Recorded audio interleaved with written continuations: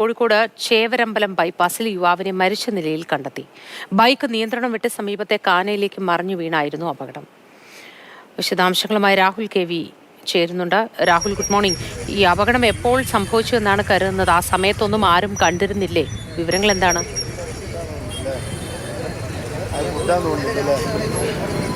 ഈ കോഴിക്കോട് നഗരത്തിലെ പ്രധാനപ്പെട്ട ജംഗ്ഷനാണ് ഇത്. ചേവരമ്പലം ബൈപ്പാസ് ജംഗ്ഷനാണ്. കുന്നമംഗലം ഭാഗത്തേക്കും ഒക്കെ പോകുന്ന ജംഗ്ഷനാണ്. ഇവിടെയാണ് ഈ വിധത്തിൽ അപകടം സംഭവിച്ചിട്ടുള്ളത്. ദേശീയപാതയുടെ നിർമ്മാണം നടന്നുവരുന്ന സ്ഥലം കൂടിയാണ്. റോഡിനോട് ചേർന്ന് തന്നെ ഒരു വെള്ളക്കെട്ടുണ്ട്. അവിടെ വീടാണ് ഈ വിധത്തിൽ അപകടം സംഭവിച്ചിട്ടുള്ളത്. ആ ബൈക്കൊക്കെ ഇപ്പോഴും അതിൽ തന്നെ കാണാം. സ്വിഗ്ഗിയുടെ ബാഗുണ്ട്. അതുപോലെ സ്വിഗ്ഗിയുടെ ടീഷർട്ട് അണിഞ്ഞൊരു യുവാവാണ് മരിച്ചിരുന്നത്. മൃതദേഹം എന്തായാലും കോഴിക്കോട് മെഡിക്കൽ കോളേജ് ആശുപത്രിയിലേക്ക് മാറ്റിയിട്ടുണ്ട്. ഉമ്മളത്തൂർ സ്വദേശിയുടേതായ ഒരു തിരിച്ചറിയൽ രേഖ ലഭിക്കുകയും ചെയ്തിട്ടുണ്ട്. പോലീസ് ഏതായാലും അത് വിശദമായി പരിശോധിച്ചു വരികയാണ്. അതുകൊണ്ട് ആരാണ് മരിച്ചതെന്ന് ഈ സമയത്ത് കൃത്യമായി പറയാൻ കഴിയില്ല എന്നാണ് പോലീസ് വ്യക്തമാക്കുന്നത്. സ്ഥലത്ത് മതിയായ ബാരിക്കേഡ് സംവിധാനമൊന്നുമില്ല. ഞാൻ പറഞ്ഞു പ്രധാനപ്പെട്ട ജംഗ്ഷനാണ് എന്ന്. നാലും കൂടി വരുന്ന ജംഗ്ഷനാണ് ഇവിടെ. പക്ഷേ ഈ വിധത്തിൽ നിർമ്മാണം നടക്കുന്ന സ്ഥലത്ത് സ്ഥാപിക്കേണ്ടുന്നതായ മതിയായ ബാരിക്കേഡുകൾ ഇല്ല എന്ന് നാട്ടുകാർ പരാതിപ്പെടുന്നുണ്ട്.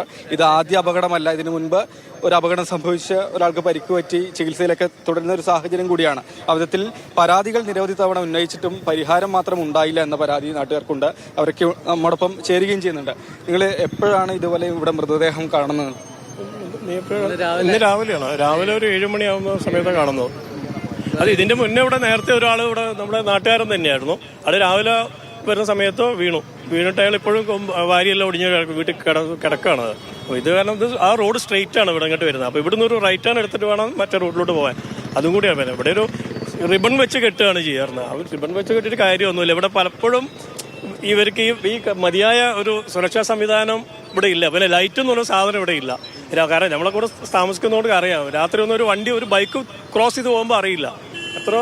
ഇത് ഒന്നുമല്ല, ഡെയിലി തന്നെ ഒരു മരണം ഉണ്ടായത് ഇപ്പം ഭയങ്കര ഒരു അപകടമാണ്.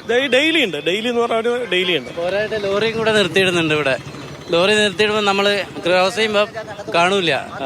അപ്പോൾ അതാണ് ഇത്. ഒരു 2 ആഴ്ച മുമ്പ് ഉണ്ടായിരുന്നു ഇങ്ങനെ തന്നെ. അവര് എന്താ ഭയത്തിൽ ഈ ഡിവൈഡറുകളുടെ അഭാവമൊക്കെ നിങ്ങൾ പരാതിയായിട്ട് പറഞ്ഞു തന്നെയല്ലേ? പരാതിയായിട്ട് പറയാൻ വെച്ചാല് അവര് ചെയ്യാത്ത ഇതിപ്പം തന്നെ പോലീസുകാരും എടുത്തിട്ട് അവിടെ ആ ഇത് വെച്ചാ ഇതിലിപ്പോ ഇതിന് മുന്നേ ഒരു നേതാജി കോളനിയിൽ ഒരാള് ഇതേമാതിരി ആക്സിഡന്റ് പറ്റിയിട്ട് അയാൾ ഇപ്പോഴും വാരിയിലൊക്കെ പൊട്ടിയിട്ട് കിടക്കുകയാണ്. പക്ഷെ ഇത് രാവിലെ 7 മണിക്ക് വരുന്ന വഴിക്ക് ഇവിടെ ഒരു ഇന്ത്യക്കാരാണ് ഇത് കാണുന്ന സംഭവം. ഞാനവിടെ സ്കൂളിൽ കുട്ടീനെ കൊണ്ടുപോകാൻ പോയി വരുമ്പോൾ തിരിച്ചു വരുമ്പോഴാണ് ഒരു 3-4 ആൾ കൂടിക്കുന്നത്. അങ്ങനെയാണ് സംഭവം ഇവിടെ കിടക്കുന്നപ്പോൾ ഒരാൾ ഇങ്ങനെ വെള്ളത്തിൽ വീണ് കിടക്കുന്നുണ്ട്. പക്ഷേ ഇത് ഇടയ്ക്കിടയ്ക്ക് ഈ സിഗ്നലിൽ പ്രശ്നമുണ്ട്. ഇത് ഇത്രയും കാലം വലിയൊരു കുഴി കിടക്കുന്നു. എന്തുകൊണ്ട് ഇവിടുത്തെ അധികാരികൾ ശ്രദ്ധിക്കാത്തതിനൊരു കാരണം കൊണ്ടാണ് ഇത്രയും ഒരു അപകടം ഉണ്ടായത്. ഇത് ഒന്നുണ്ടല്ലേ, ഇനിയും ഇതേമാതിരി സംഭവിച്ചു. ഇത് വലിയൊരു കുഴിയല്ലേ. രാത്രി ഉണ്ടായ അപകടമാണ്. ഇവിടെ ലൈറ്റിന്റെ ഒക്കെ പ്രശ്നമുണ്ടല്ലേ? തീരെ ലൈറ്റ് ഇല്ല.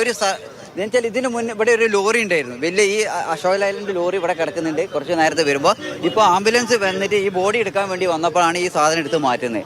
അപ്പോൾ ഇത്രയും കാലങ്ങൾ ഈ ഒരു ശ്രദ്ധിക്കാത്ത കാരണമാണ് ഇത്. ഇവിടുത്തെ ജനങ്ങൾക്ക് ഭയങ്കരമായിട്ട് പരാതി ഉണ്ട് ഇതിനെ പറ്റിയിട്ട്. ഏതായാലും ഇപ്പോൾ ഈ 8:30 ആകുന്നതേ ഉള്ളൂ. ഈ സ്ഥലത്തേക്ക് റോഡിലേക്ക് പോയി കഴിഞ്ഞാൽ നമുക്ക് ഇവിടുത്തെ തിരക്ക് ഏതായാലും മനസ്സിലാകും. അത്രയേറെ തിരക്ക് എപ്പോഴും തന്നെ ഉണ്ടാകുന്ന സ്ഥലമാണ്. ദേശീയപാത കടന്നു പോകുന്നു. അതുപോലെ കുന്നമംഗലം ഭാഗത്തേക്ക് CWRDM ഭാഗത്തേക്കൊക്കെ പോകുന്ന റോഡാണ്. പക്ഷേ ആ വിധത്തിലുള്ള മതിയായ ഒരു സുരക്ഷ സംഭവിച്ചതായിരിക്കുമെന്നാണോ പ്രാഥമിക നിഗമനം? അതുകൊണ്ടായിരിക്കും ആരും കാണാതെ പോയതും. മറ്റേതെങ്കിലും വാഹനമായി കൂട്ടിയിടിക്കാനുള്ള ഒരു സാധ്യതയോ മറ്റോ ഉണ്ടോ? അത് കുറെ മീറ്റിംഗ് നടന്നു എന്നല്ലാതെ ഒരു കാര്യം ഉണ്ടായിട്ടില്ല. കാരണം ഇപ്പോൾ ഇവിടെ ഇതിപ്പോൾ ഇവിടെ ബ്ലോക്ക് ചെയ്ത് കഴിഞ്ഞാലും ബുദ്ധിമുട്ട് തന്നെയാണ്. എല്ലാവർക്കും ബുദ്ധിമുട്ട്. കാരണം ഇവിടെ ഒരു ഇതുമില്ല. കാരണം ഇപ്പോൾ കഴിഞ്ഞ ദിവസം ഒരു ലോറി അവിടെ കയറിപ്പോയി.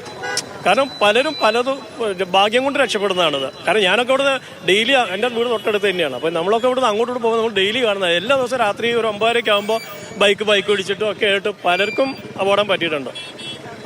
കാരണം ഒന്നാമത് ഇവിടെ മെയിനായിട്ട് ലൈറ്റും ഇല്ല. കാരണം രാത്രി വരും. നിങ്ങൾക്ക് രാത്രി ഒന്ന് വന്നു നോക്കിയാൽ അറിയാൻ പറ്റും. ഒരു ദിവസം ഒന്ന് വന്നു നോക്കിയാൽ നിങ്ങൾക്ക് അറിയാൻ പറ്റും. ഒരു വെട്ടത്തിൽ നമുക്ക് അറിയുന്നതുകൊണ്ട് ഇത് ചെയ്യുന്നു എന്നല്ലാതെ അതോറിറ്റിക്കാരോട് പറയുമ്പോൾ ഞാൻ എപ്പോഴും ഒരു കുഴി കുഴിച്ച് ഞാൻ ഇവരായിട്ട് എപ്പോഴും ഇന്ററാക്ട് ചെയ്യുന്ന ആളാണ്. ഒരു കുഴി കുഴിച്ച് കഴിഞ്ഞാൽ അവിടെ വെച്ചപ്പോൾ ഞാൻ ചോദിച്ചാൽ അല്ല വിളിച്ചു ചോദിക്കും. കാരണം അതോടെ വെക്കരുത്. ഞാൻ എടുത്ത് വെക്കാറുണ്ട് പലപ്പോഴും ആയിട്ട് ഈ സാധനങ്ങൾ. കാരണം ഒരാൾ അപകടം സംഭവിച്ചിട്ട് പറഞ്ഞിട്ട് കാര്യമില്ലല്ലോ. അപ്പോൾ നമ്മളത് പിന്നെ എന്ന് വെച്ചാൽ ഇതിൽ വർക്ക് എടുക്കുന്ന ആൾക്കാർ അവർക്ക് ഹിന്ദിയും അറിയില്ല, ഇംഗ്ലീഷും അറിയില്ല എന്ന് പറഞ്ഞ ഒരു ആൾക്കാരാണ്. അപ്പോൾ അവരോട് എന്തോ കമ്മ്യൂണിക്കേറ്റ് ചെയ്യാൻ ആർക്കും ചെയ്യണമെങ്കിൽ ആരും ഉണ്ടാവില്ല. ഒരു ബന്ധപ്പെട്ട ഒരാളും ഇവിടെ കാണില്ല ഒരു ജോലി എടുക്കും. അതൊരു വലിയ ന്യൂനത തന്നെയാണ്. അതും കൂടെ അത് അധികാരത്തെ ശ്രദ്ധപ്പെടുത്തുമ്പോൾ വേണം. ഓക്കെ. മൊത്തി രാത്രിയാണ് അപകടം സംഭവിച്ചത്. അതുകൊണ്ടാണ് ആളുകൾ അധികം ശ്രദ്ധിക്കാതെ പോയത്. രാവിലെ 7 മണിയോടുകൂടി മാത്രമാണ് വിധത്തിൽ വെള്ളക്കെട്ടിൽ മൃതദേഹവും ബൈക്കും ഒക്കെ കിടക്കുന്നത് ആളുകളുടെ ശ്രദ്ധയിലേക്ക് പെടുന്നത്.